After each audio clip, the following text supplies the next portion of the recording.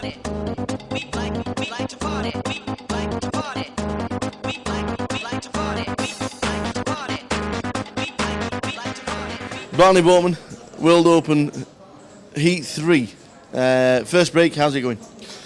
Well, I couldn't have got off to a shakier start. I mean, I made, I think, a quite ill-advised play against the net, actually. As soon as I made this check raise, it was so likely she had a hand she was going to call me with. So I lost some chips there.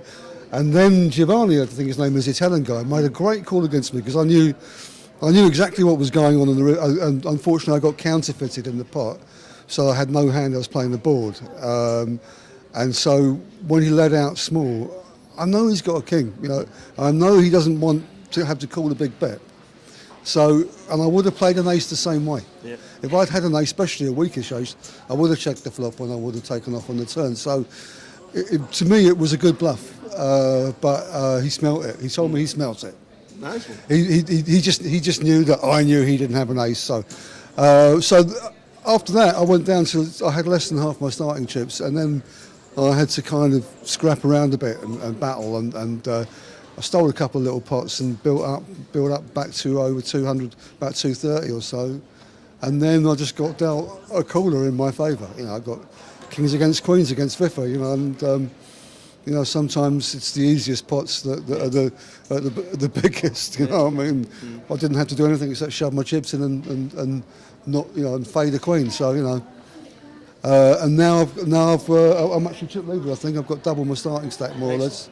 So, you know, very ropey start, and who knows, you know. Well, we saw the lineup. We thought there were going to be fireworks with the amount of active cash players on there, but it just hasn't turned out that way yet.